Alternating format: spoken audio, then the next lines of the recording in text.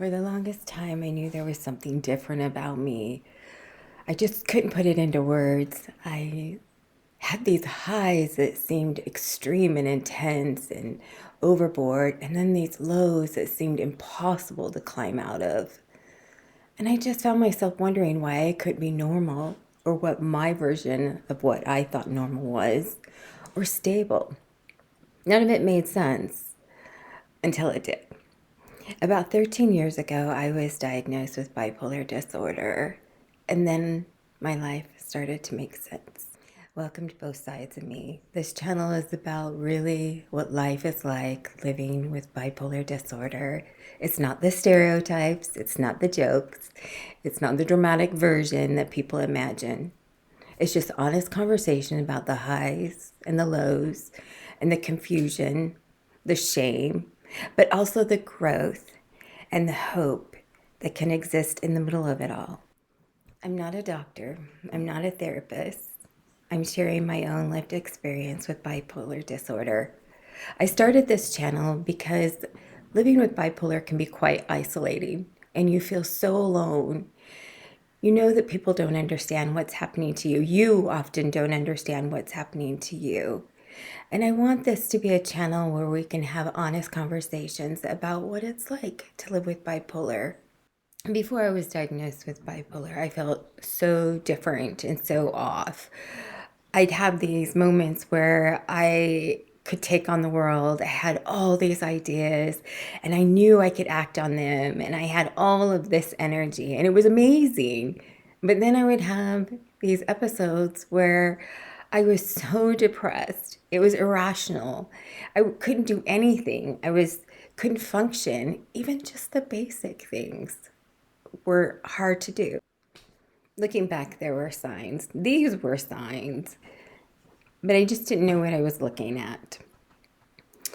I didn't realize that those highs and those lows that were so irrational were not just me. It wasn't me being moody. It wasn't me being a teenager, because this happened all the way back to when I was an adolescent. It wasn't me being a typical teenager with the mood swings. It was something very real and very wrong. And I felt so misunderstood. I remember a time when I was in junior high and I wanted to start a club. And I was so obsessed with it. I just wanted to form this club, and I got all my friends on board, and I couldn't stop talking about it. And my thoughts were racing, and I was going all over the place. I couldn't seem to pinpoint one thing to help start this club. And then out of the blue, after a week or so, that passion just went away. It just went away, and I lost interest in it. And it wasn't a normal, I just didn't want to do it. It wasn't that it was too overwhelming. I just lost interest. I didn't feel anything for it.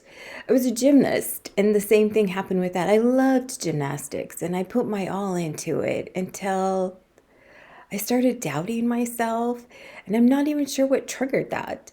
And then I started thinking that I was nothing and that the coaches were making fun of me, and I started becoming very paranoid in a way. And so I stopped. I just stopped. Now, I'm sure my parents were glad because they didn't have to pay for it or drive me there all the time, but I just stopped. And I was really surprised by that. But that was another sign. When I got to high school, some of the biggest signs were sleep. I could go days without sleep, and my mind was everywhere, and I would go nonstop. I was in dance, I did school, I had a social life. When I was a senior, I worked, and I went on and on and on. I could go almost a week with no sleep. And then, of course, I crashed. And then I found myself in this funk, I guess, and I couldn't get out of it. I started thinking that my life would be better off not existing. I started to have some really scary thoughts. And then I'd become stable and things would be fine. And then it would start all over again. And there was no rhyme or reason to me at the time. My friends were very, very tolerant, but it was hard on them. And it was even harder on me because I didn't know my place. I was trying, when you're a teenager, you're trying to find your place in the world. You're trying to find your place in society, in your high school society. And I just couldn't find mine. I just felt so different. But those were all signs that I had bipolar. I just didn't know it at the time. When I got married, things got worse. And that's what I'll talk about later is triggers. But my problem was I went through a lot of depression. I went through a lot of depression for no real reason. My husband and I were very happy together and we had a great life. But in my mind, I wasn't worthy of that. But then I would go into these rages. And I now know those were manias, dysphoric manias. But I would go into these rages over just the simplest thing. And I remember this was another sign. All of a sudden, I would have this adrenaline rush through me. And I would just get so angry. And I would just lash out and say the meanest things for nothing. Wasn't even sure what caused it at the time. And it kept going on and it just kept getting worse. And I knew I needed to go to counseling for it, but I blamed it on my marriage. I blamed it on the fact that my husband and I were so different and we didn't have communication as well as I thought we should. Looking back, maybe we didn't, but normal couples go through that. I went to counseling and I off and on. It was expensive, so I wasn't able to keep it up.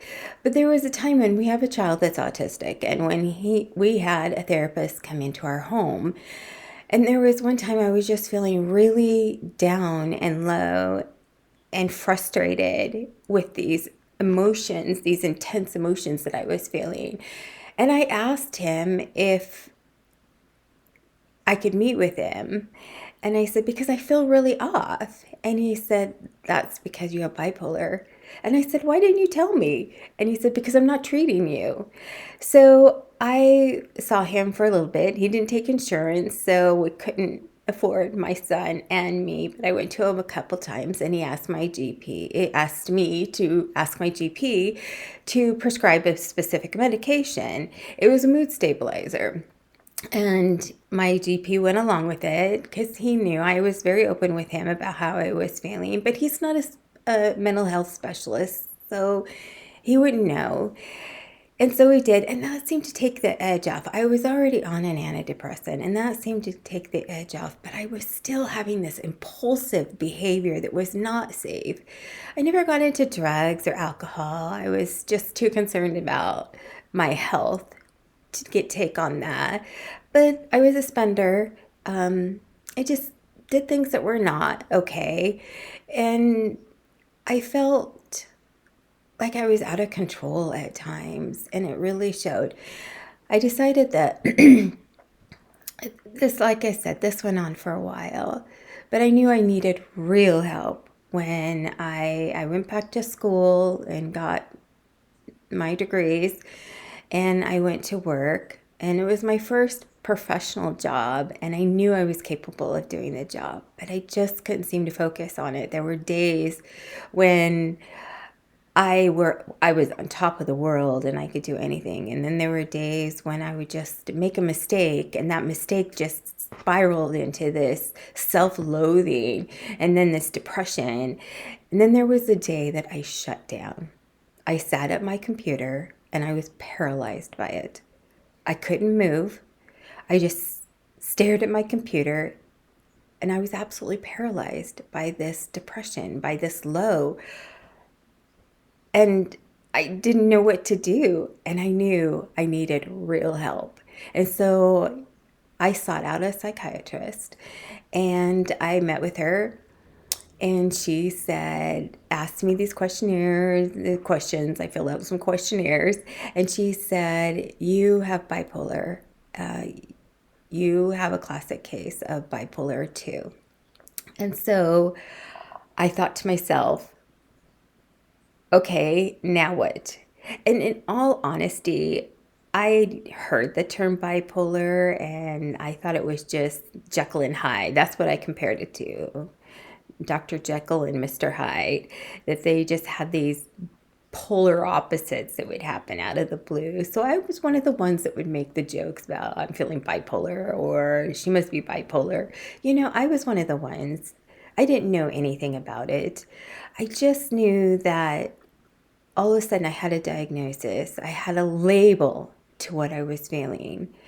And when I did my research on it, I was almost devastated because I thought, is there any hope? I mean, there's no cure for this. You can manage it with medication, but I don't want to be on medication the rest of my life. I don't want to be dependent. And then I thought, the shame came because I thought, I have I have mental illness. I'm flawed. I'm never going to be normal. I'm never going to be like everybody else. I'm always going to be an outsider. I'm always going to be an outcast. And I now know that that's not true. And I'm not saying that I don't feel that now. I'm going to be honest with you. It took me a while to start this channel because I went through some really heavy, low episodes.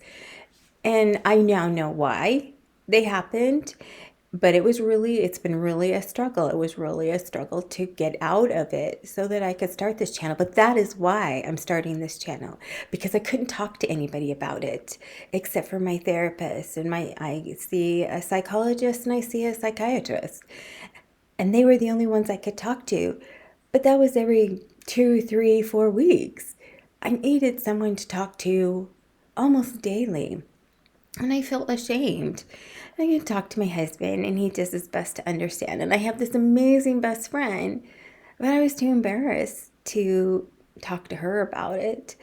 And I know that she would be very understanding, but she wouldn't know. She wouldn't understand completely what I was going through. And my family doesn't know. And so I wasn't going to talk to them about it. And when I'd have mood swings and I tell them this is an off day, my beloved sister would say, just think positive. Just be positive, Jen. Well, it's not that easy. You don't just snap out of it. You just don't think positive thoughts and all of a sudden it disappears. It's just not the way it works. And so I feel alone. I often feel alone.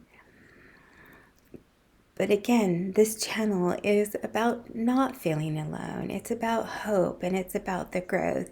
And I will say that I have experienced a lot of growth going through this whole life changing, life altering, I hate to say mental illness, but disorder. This experience has been life altering and not always in a good way. I have had a lot of negative things happen in my life. Now, I've never lost a job, but I've quit jobs because I couldn't handle it. I was calling in too sick, too many days in sick, and it wasn't that I was sick. I just couldn't function that day. And so I lost credibility. And my credibility and my work ethic, my integrity is everything to me. I almost base my identity on my professional career, which is non existent right now because, again, I came into a situation where I just couldn't do it anymore. And that's really sad. Recently, I quit a job that I loved. The environment was getting toxic, and I knew that that was going to be a trigger for me, and I didn't see it getting any better. So I quit. I was a teacher and I love teaching. It is definitely a passion of mine, but I wasn't going to do that anymore. For the first time, I recognized that I wasn't just quitting because I couldn't handle.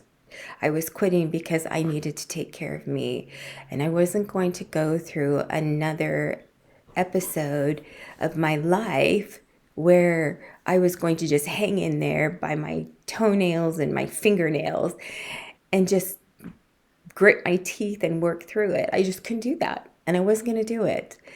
So I quit, and that triggered an episode, and that the depressive episode that I just recently went through, that quitting my job triggered that. And it was really hard to get out of it.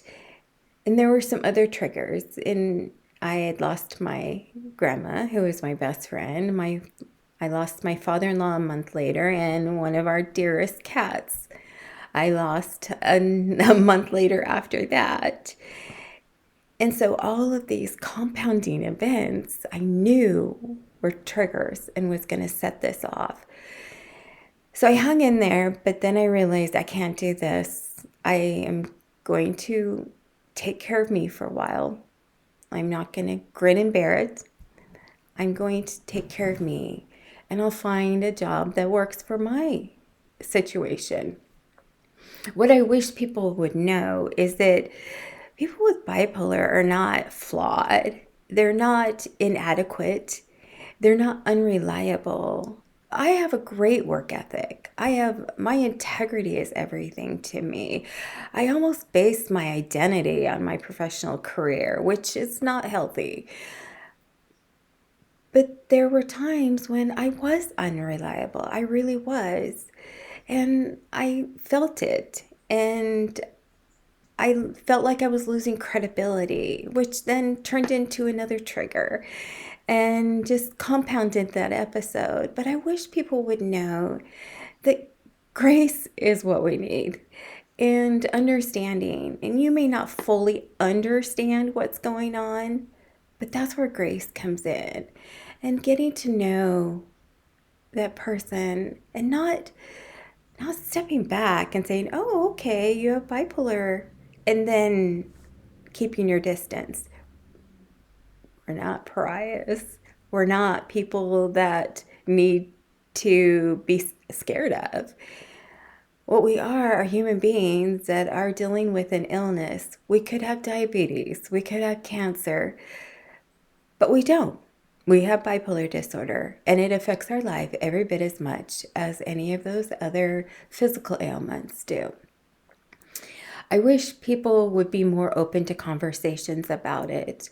I really wish that it would be okay to say, I'm having an off day right now. I have bipolar and it's not a good time for me, but I'm here and I am taking care of it. I just need a little grace right now. I just need a little bit of understanding.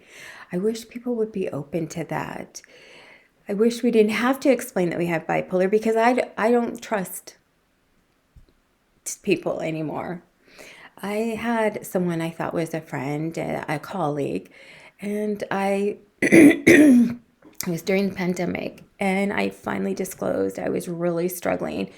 I taught all day long online, 28 third graders, and then 28 plus sets of guardians.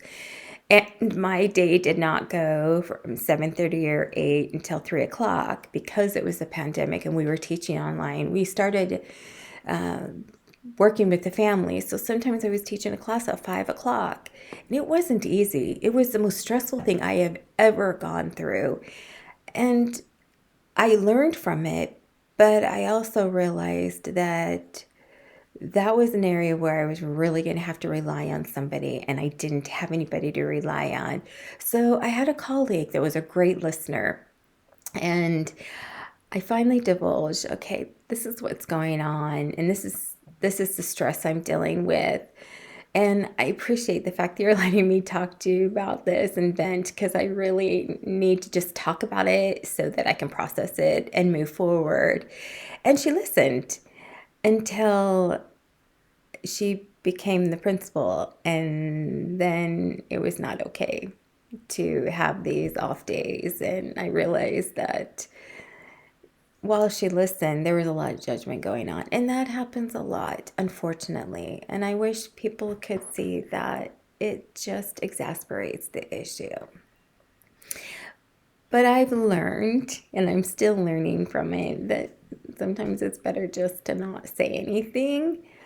But again, it bottles up inside of you. And even though you're stable, you're having a stable, it's still there, and you know it's there.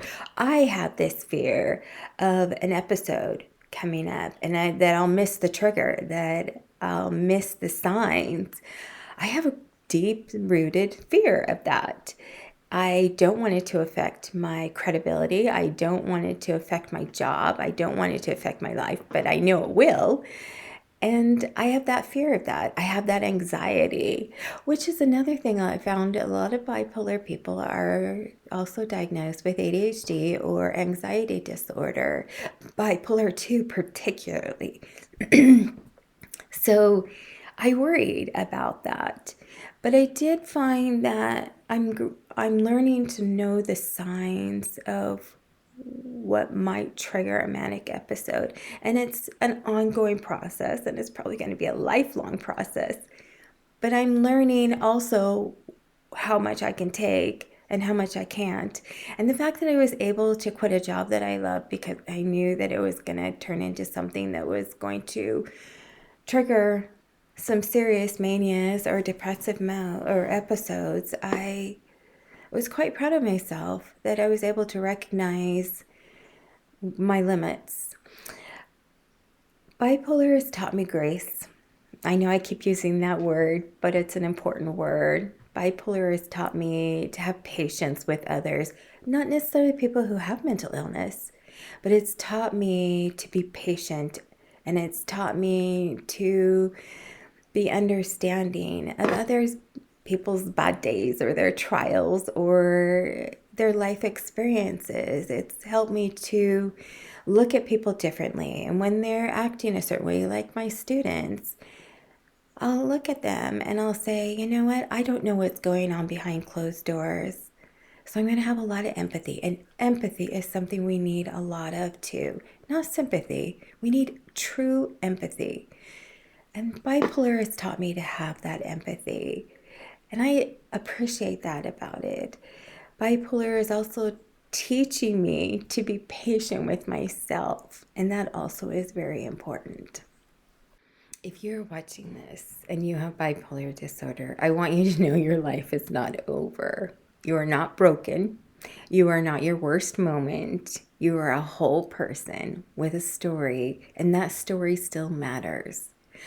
I want you to know that there is hope, and that just because you have a diagnosis of bipolar, it doesn't mean that it defines you. It's not all of you. There is another part of you, and it does not erase that part of you. Hence the name Both Sides of Me. I want you to know that you have value. You have value. You are important. You matter. On this channel, I'll be talking about depression, mania, hypomania, the stigma that goes with bipolar disorder, work, relationships, coping, the shame that often comes with it, and what it's really like to live with a mind that is not always predictable. And I hope you'll join me on this journey because I think it'll be beneficial for everyone. And I hope that this can be a community where we can talk honestly about bipolar disorder and share our experiences so that we're not so alone. I want you to know that you matter. You really matter, and you have value. And I want you to remember that. And I hope to see you in the next episode. See you later.